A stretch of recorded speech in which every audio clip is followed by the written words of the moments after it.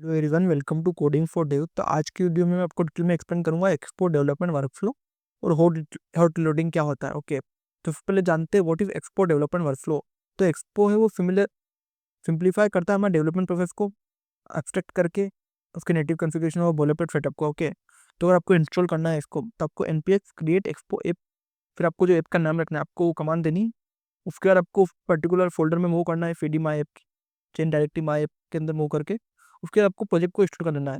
आपका प्रोजेक्ट तैयार है, सेटअप तैयार है और आपको लॉन्च करना है डेवलपमेंट सर्वर। तो आप एक्सपोर्ट डेव टूल्स ब्राउजर में यूज करके आप उसको देख सकते हो क्या क्या चीज़ें उसमें आपको डिबगिंग करनी है। ओके, तो अगर आपको ऐप को प्रीव्यू करना है तो मोबाइल डिवाइस में तो एक्सपो गो ऐप को आप इंस्टॉल करो, स्कैन करो क्यूआर कोड, आपका क्यूआर कोड आ जाएगा। जब आप NP expo start command run करोगे तब उसको देख सकते हो। और आप इम्यूलेटर पे होता है फिर एंड्रॉइड पे, तो आप उसको पर्टिकुलर सेटअप करना पड़ेगा आपको एंड्रॉइड स्टूडियो एक्स कोड को।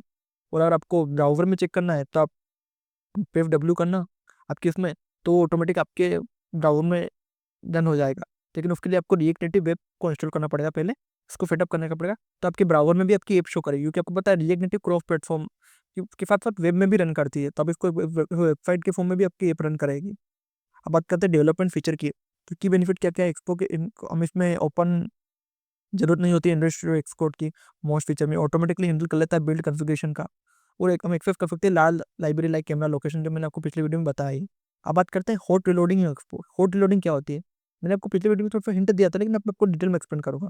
तो हॉट रिलोडिंग क्या करती है, इनको अलाउ करती है हमारे कोड को change instantly without restarting entire app. और Expo offer two main type of refresh. First है फास्ट रिफ्रेश, सेकेंड है मैनुअल रिलोड। तो फास्ट रिफ्रेश क्या होता है, जब डिफॉल्ट होती है एक्सपो में आप रिलोड कर सकते हो फाइल और कंपोनेंट्स को चेंज होने के बाद। जैसे ऑटोमेटिकली आपका कुछ भी आपने कोड लिखा टाइप करा, वो ऑटोमेटिकली उसको रिफ्रेश कर देगा और ये आपके जो डाटा है उसको क्या करेगा, इंटेक्ट रखेगा मोस्ट ऑफ टाइम। ये ऑटोमेटिकली इनेबल होता है बाय डिफॉल्ट। तो आप जब भी कुछ चेक करोगे तो ये एक्सट्रीमली फास्ट आपके कोड को अपडेट कर देगा। ओके, तो ये आपके डेवलपमेंट को ईजी करता है। एग्जाम्पल, जब भी आप कुछ भी टेक्स्ट इनसाइड एडिट करोगे कंपोनेंट के अंदर, तो विद इन अ सेकेंड आपके डिवाइस उस अपडेट को शो करके आपकी स्क्रीन पे शो कर देगा। तो इसमें आपको डीकम्पाइल और नेविगेट बैक करने की जरूरत नहीं है स्क्रीन को मैन्युअली। ओके, अब बात करते हैं मैनुअल रिपोर्ट की। मैनुअल रिपोर्ट में क्या करना पड़ता है हमको, जब फास्ट रिफ्रेश में कुछ ग्लिच आ जाते हैं तो हमको रिसेट करना पड़ता है फुल ऐप को। तो उसको मैन्युअली करने के लिए आपको क्या करना पड़ता है, डिवाइस को शेक कर सकते हो आप, तो रिलोड हो जाएगा। और आप प्रेस कर सकते हो आर आपके सिस्टम के अंदर, तो वो भी उसको रिलोड कर देगा। और आप डेव टूल से भी रिलोड कर सकते हो ब्राउजर से। अब बात करते हैं इनेबलिंग डिसेबलिंग फास्ट रिफ्रेश।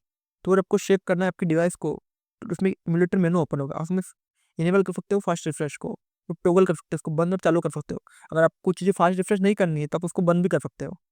इससे क्या होगा, जब आपको टिगल डिवाइस और डेव टूल्स में उसका वेब यूआई चेंज नहीं होगा, आप मैन्युअली आप उसको ऑन करोगे तभी उसका चेंज होगा। ओके, तो इसमें क्या क्या नोट्स है होटल लोडिंग में, कि ये आप क्या करेगा, आपके कंपोनेंट्स को फास्ट रिफ्रेश क्या करता है, रखता है कंपोनेंट को, स्टेट्स को।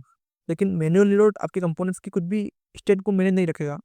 ओके, अब बात करते हैं, आप अगर आप छोटा सा चेंज अप्लाई करोगे तो फास्ट रिफ्रेश दिखेगा, लेकिन मैनुअल रिलोड में बहुत स्लो चलेगा। इसलिए आपको जब भी छोटा चेंज करो तो आपको फास्ट रिफ्रेश ऑटोमेटिकली हो जाए तो वो अच्छा है। आप फिक्स वियर्ड बर्फ, लेकिन आप फास्ट रिफ्रेश में हमेशा बग नहीं फॉलो कर सकते, क्योंकि कुछ भी आपका कोड में अगर ब्रेकिंग होगी ना तो फास्ट रिफ्रेश वो शो नहीं करेगा। इसके लिए आपको मैनुअल बिल्ड ही करना पड़ेगा। और जब आप रिसेट करोगे नेविगेशन को, तब भी आपका फास्ट रिफ्रेश काम नहीं करेगा, जब आपको ऐप को रिलोड ही करना पड़ेगा। अब बात करते हैं टिपिकल एक्सपो डेवलपमेंट साइकिल क्या क्या है।